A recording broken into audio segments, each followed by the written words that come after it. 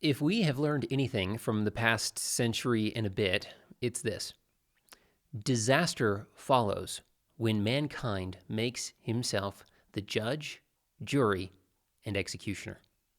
Hi, my name is Aaron Johnson here with the Middle Park Church of Christ here in Granby, Colorado.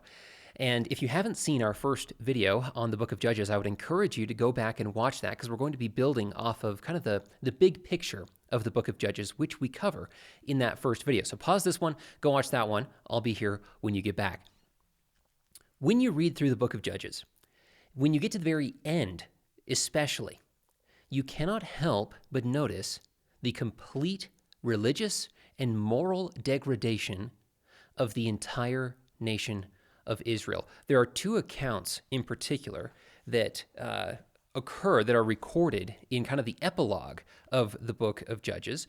The first one starts in chapter 17, and this is the account of the religious degradation of the nation. And then after the account of the religious degradation in chapter 19, we get the moral account, or the account of Israel's moral degradation. The account of the moral decline of Israel is truly horrific, truly horrific. But there is a reoccurring phrase throughout the epilogue, and that is that there was no king in Israel, and everyone did what was right in his own eyes. And then later on, we'll say that when everyone did what was right in their own eyes, everyone did what was right in their own eyes. And then the very last verse of the entire book, after this horrific account, chapter 21, verse 25. In those days, there was no king in Israel. Everyone did what was right in his own eyes. When mankind makes himself the arbiter of morality, the judge, jury, and executioner, disaster follows. Disaster follows. Of course, we have those extreme examples of people like Hitler and Stalin and Mao. One that we don't often hear about are the atrocities committed by the Japanese people on the Chinese people during World War II. And so while there was the Holocaust of the Jews in Germany, there was horrific mistreatment of the Chinese people at the hands of the Japanese as well. The scary thing is, these horrific acts, barbaric acts that would be unthinkable to you and I, were committed by people who are just like you and I. You see, we, as human beings, share in that human nature. Now, we've been created in the image of God. We are wonderfully, fearfully made. But we are also capable of tremendous, horrific evil. We cannot afford to make ourselves the arbiter of morality, because when we do, atrocities follow. It is true that I think every human being, unless there is some kind of deficiency in their moral faculties, every human being has this sense of what is right and what is wrong.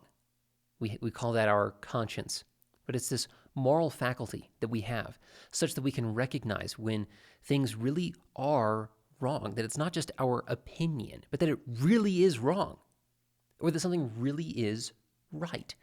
We know that the Father who cares for and nurtures his children is actually better, superior, morally speaking, to the father who neglects and abuses his children. We just know that as a point of fact about the world. Nevertheless, this moral sense that we have does not mean that we can become this island of morality, such that we have all of the answers and everyone must bow to our moral view on things. It's similar to mathematics in that way. We all have this basic sense of how to do mathematics. Now, some would disagree that we don't have this basic capacity. Nevertheless, the basic point is true. We have this faculty for basic arithmetic. Nevertheless, we are not the individuals. We are not the arbiters of mathematics. We can get better at doing math. We can get better at being moral. And God is our primary instructor when it comes to figuring out how to become more moral. Too many times humanity has been in need of correction, morally speaking. Think of those atrocities that we talked about before. And they failed to check themselves against the standard. Now, in the book of Judges, that's exactly what happened. These people failed to check themselves against the standard, against God, his nature, his revelation. We can't afford to neglect what God has said about right and wrong, about good and evil. So, don't allow yourself to fall into the trap of accepting your moral inclinations, hook, line, and sinker.